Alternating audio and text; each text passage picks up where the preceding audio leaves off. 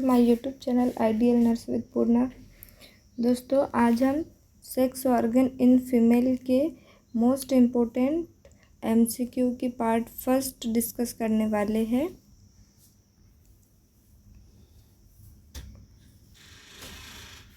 In female का जो theory base था हमने उसकी पढ़ाई कर ली है। वह वीडियो अपलोड भी हो चुका है। वह जो सेक्स ऑर्गन इन फीमेल था वह बहुत ज़्यादा वायरल वीडियो हुआ है, बहुत ज़्यादा। अगर आपको थ्योरी बेस पढ़ना हो तो आप sex organ in female search करके आइडियल नर्स विद पूर्णा के साथ में वह वीडियो देख सकते हैं।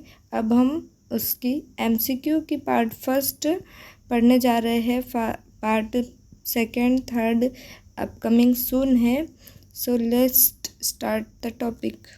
महिला प्रजनन तंत्र या महिला जेनाइटल ऑर्गन या महिला फीमेल रिप्रोडक्टिव सिस्टम के शारीरिक रचना और शारीरिक क्रिया विज्ञान और भ्रूण anatomy and physiology of reproductive system and the foetus, इसके बारे में एमसीक्यू बेस्ड क्वेश्चन डिस्कस करने वाले हैं। जिसमें फर्स्ट क्वेश्चन है, वल्वा बना होता है। जो फीमेल का वल्वा होता है वह किस किस से बना होता है?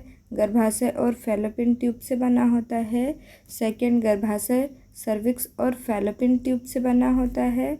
डिंब ग्रंथि गर्भाशय, योनि और सर्विक्स से बना होता है। या labia majora, labia minora, mons pubic एवं क्लाइटोरिस से बना हुआ होता है।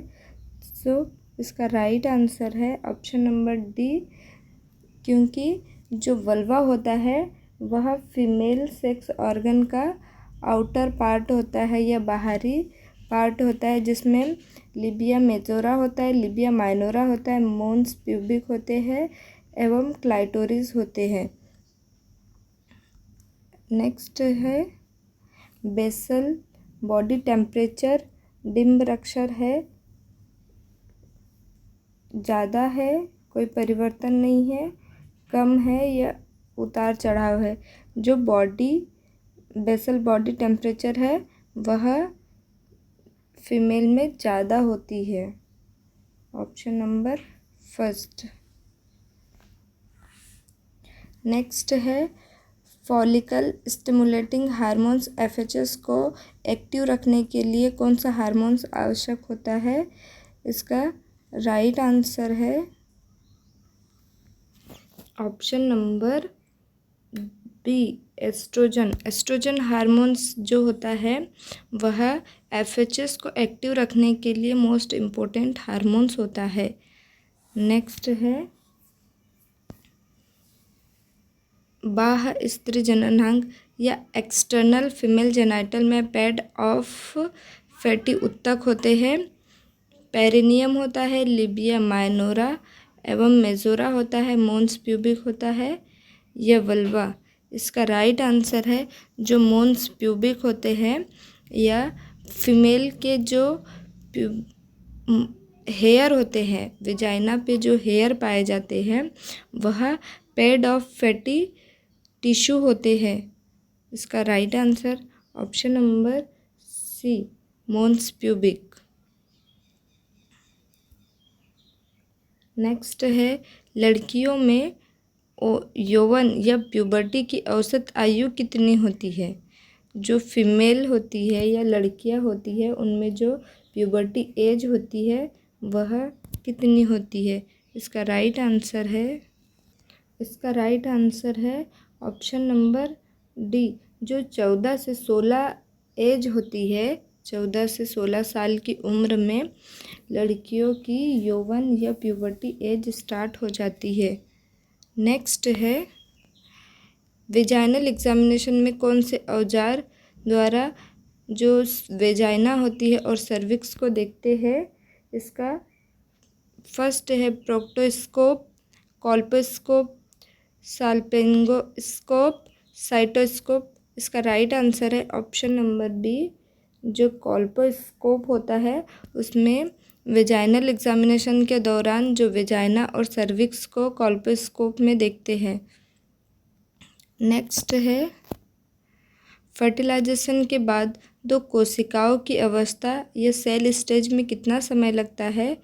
इसका ऑप्शन नंबर फर्स्ट है 10 घंटे लगते हैं, बी 20 घंटे लगते हैं, सी 30 घंटे लगते हैं, डी 40 घंटे लगते हैं। सो इसका राइट आंसर है ऑप्शन नंबर सी। जो फर्टिलाइजेशन के बाद में दो सेल बनती है यह टू सेल स्टेज में 30 घंटे लगते हैं। नेक्स्ट है फर्टिलाइजेशन के बाद में 16 कोशिकाओं की अवस्था सेल स्टेज में कितना समय लगता है। उसमें 2 सेल कोशिकाएं होती है। अब 16 सेल कोशिकाओं या सेल डिवीज़न के बाद में 16 कोशिकाएं कितने दिन पर लगती है, कितना समय लगता है।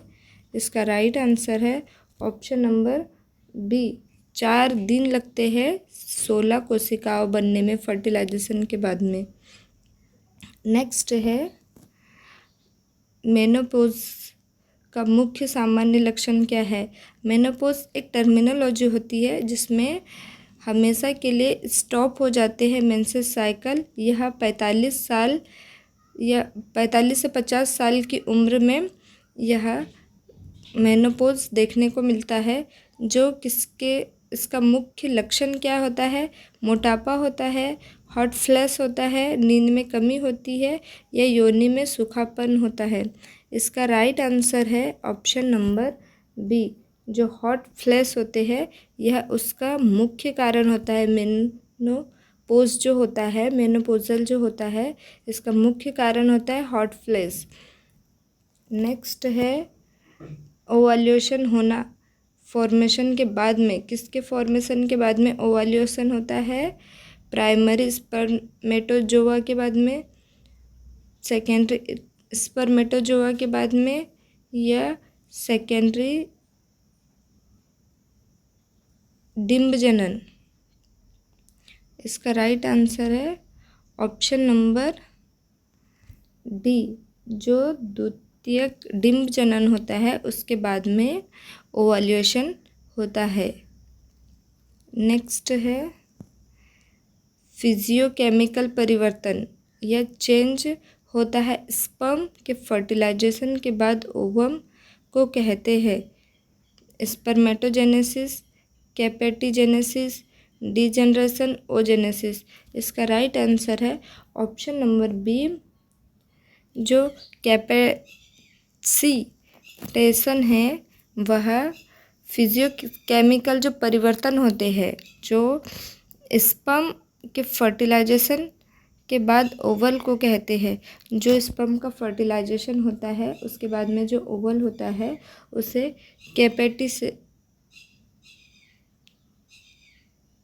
कैपेसिटेशन कहा जाता है। नेक्स्ट है ओजेनेसिस का सही ऑर्डर होता है। जो ओजेनेसिस है, ओवम बनने की जो प्रोसेस होती है उसे ओजेनेसिस कहते हैं। जिसमें सबसे पहले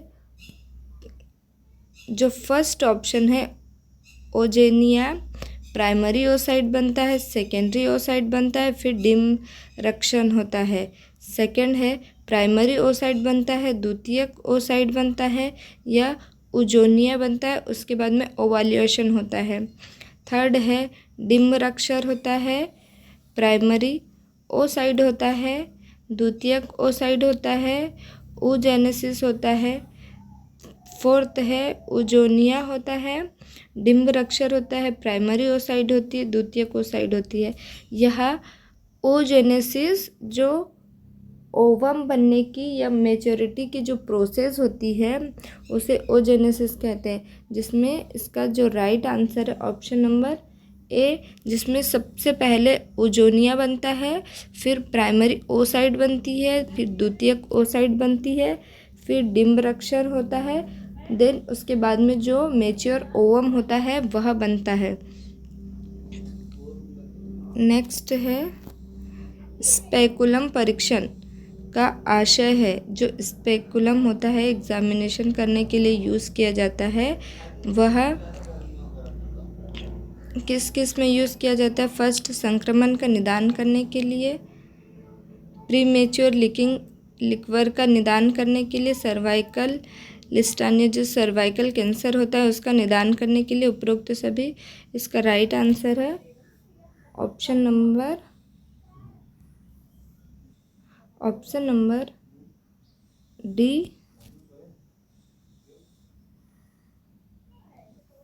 ऑप्शन नंबर डी जो उपरोक्त सभी है, यह जो स्पेकुलम परीक्षण होता है जिसका संक्रमण के निदान के लिए भी यूज़ किया जाता है, प्रीमेच्योर लीकिंग लिक्वर का निदान करने के लिए भी किया जाता है, जो सर्वाइकल कैंसर होता है उसका निदान करने के लिए भी स्पेकुलम एग्जामिनेशन का यूज़ किया जाता है।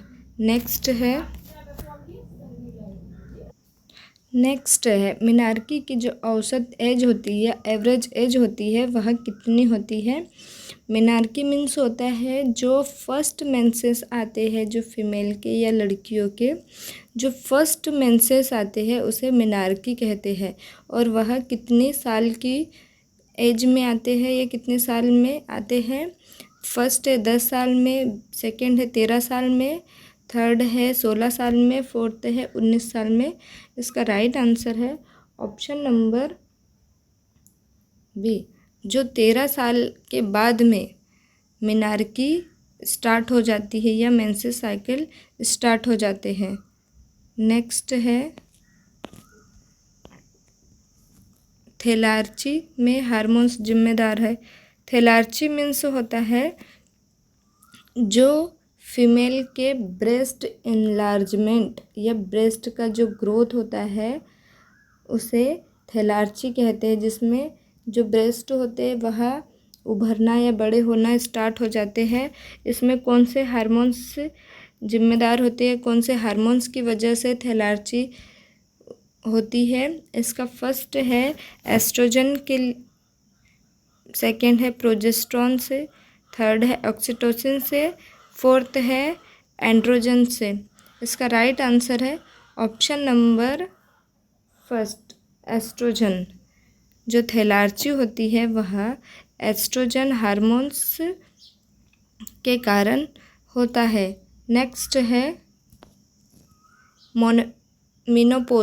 मेनोपॉज में जो हार्मोन परिवर्तन होते हैं, फर्स्ट है सीरम एस्ट्रोल स्तर का गिरना, जो सीरम एस्ट्रोल होता है वह गिरने से होता है मेनोपॉज। एफएचएस स्तर का गिरना से होते हैं, एलएच का स्तर का गिरना से होते हैं, या टेस्टोस्टेरोन के गिरने से होता है। जो मेनोपॉज होता है यह एक टर्मिनोलॉजी होती है जिसमें जो फीमेल होती है उसके मेंसेस स्टॉप हो जाते हैं, परमानेंट स्टॉप हो जाते हैं, उन्हें मेनोपॉज कहते हैं। और कुछ समय के लिए जो मेंसेस स्टॉप होते हैं उसे एमेनोरिया कहते हैं। जो मेनोपॉज होता है वह स्टॉप किस हार्मोन्स की वजह से होता है? इसका राइट आंसर है ऑप्शन नंबर बी, जो एफएचएस हार्मोन्स होते हैं या फॉलिकल स्टिमुलेटिंग हार्मोन्स होते हैं, अगर उनका लेवल या स्तर कम हो जाता है या उनका सिक्रेशन कम हो जाता है तब मेनोपॉज हो जाता है या मेंसेस हमेशा के लिए स्टॉप हो जाते हैं। Option number B is right answer. Next है गर्भाधान की अवधि या गेस्टेशन पीरियड जब प्लेसेंटा का पूरा विकास हो जाता है, जब प्रेग्नेंट एज होती है या फीमेल प्रेग्नेंट होती है तो उसके कौन से महीने में या कितने सप्ताह में जो प्लेसेंटा होता है वह पूर्ण रूप से बन जाता है? इसका फर्स्ट ऑप्शन नंबर फर्स्ट 3 सप्ताह में, ऑप्शन नंबर सेकंड है 16 सप्ताह में, ऑप्शन नंबर थर्ड है 12 सप्ताह में, ऑप्शन नंबर फोर्थ है 20 सप्ताह में। इसका राइट आंसर है ऑप्शन नंबर बी, जो 16 सप्ताह होते हैं। 16 सप्ताह की एज में जो प्लेसेंटा होता है उसका पूरा विकास होता है या प्लेसेंटा पूरा बनकर तैयार हो जाता है। गर्भाधान की जो अवधि होती है, गेस्टेशन पीरियड होता है, उस बीच में प्लेसेंटा जो 16 सप्ताह होते हैं उसमें पूरा बनकर तैयार हो जाता है। नेक्स्ट है मेनोपॉज के बाद चेहरे पर बालों की वृद्धि और आवाज़ में परिवर्तन होता है। जो मेनोपॉज होता है यह हमेशा के लिए स्टॉप होना मेंसेस साइकिल, उसके बाद में जो चेहरे पर बाल आते हैं, वृद्धि होती है और जो फीमेल होती है उसकी आवाज़ में परिवर्तन होता है, वह किस कारण होता है? फर्स्ट है एफएचएस स्तर का कम होना, एस्ट्रोजन स्तर का बढ़ना, एफएचएस स्तर का बढ़ना, एस्ट्रोजन स्तर का कम होना, एंड्रोजन स्तर का कम होना। इसका राइट आंसर है ऑप्शन नंबर बी। जो एस्ट्रोजन स्तर होता है वह बढ़ने से जो फीमेल होती है उनके चेहरे पर बालों की वृद्धि होती है, बाल आना स्टार्ट हो जाते हैं, उनकी आवाज़ में परिवर्तन होती है और एफएचएस स्तर का कम होता है, तभी मेनोपॉज उत्पन्न होता है। नेक्स्ट है प्राथमिक ओसाइड। प्राथमिक स्पर्मेटोसाइड में कितने क्रोमोसोम होते हैं? जो प्राइमरी ओसाइड होती है यह oogenesis बनने की जो प्रोसेस होती है उसमें जब प्राइमरी ओसाइड बनता है, यह प्राथमिक स्पर्मेटोसाइड में कितने क्रोमोसोम होते हैं? इसमें फर्स्ट है 46 क्रोमोसोम होते हैं, सेकेंड 23 क्रोमोसोम होते हैं, थर्ड में 44 क्रोमोसोम होते हैं, फोर्थ में 22 क्रोमोसोम होते हैं। इसका राइट आंसर है ऑप्शन नंबर ए। जो 46 क्रोमोसोम होते हैं जब प्राइमरी ओसाइड या प्राइमरी स्पर्मेटोसाइड बनते हैं तब 46 क्रोमोसोम होते हैं। नेक्स्ट है द्वितीयक ओसाइड या सेकेंडरी ओसाइड। सेकेंडरी स्पर्मेटोसाइड में कितने क्रोमोसोम होते हैं? वह प्राइमरी ओसाइड होती है। अब सेकेंडरी ओसाइड में कितने क्रोमोसोम होते हैं? इसमें फर्स्ट में 44 होते हैं, सेकेंड 22 होते हैं, थर्ड 46 होते हैं, फोर्थ 23। इसका राइट आंसर है ऑप्शन नंबर डी। जो सेकेंडरी ओसाइड बनता है उसमें 23 क्रोमोसोम पाए जाते हैं। Thank you so much. अगर आपको हमारा यह चैनल पसंद आया हो, वीडियो पसंद आई हो तो इसे लाइक कीजिए, शेयर कीजिए और सब्सक्राइब कीजिए। दोस्तों, जो हमारा फीमेल सेक्स ऑर्गन या फीमेल रिप्रोडक्टिव ऑर्गन है वह बहुत ज़्यादा वायरल वीडियो है जिसमें मेल और फीमेल दोनों के जेनाइटल ऑर्गन के बारे में थ्योरी बेस्ड क्वेश्चन थे, जिसमें पूरा थ्योरिकल समझाया गया। अगर आपको वह क्वेश्चन देखना है तो आप हमारे ऑफिशियल जो पेज है आइडियल नर्स विद पूर्णा, उस पेज पर जाकर पहले लाइक कीजिए, शेयर कीजिए और सब्सक्राइब कीजिए, देन वीडियो वॉच कीजिए। Thank you so much. Bye bye.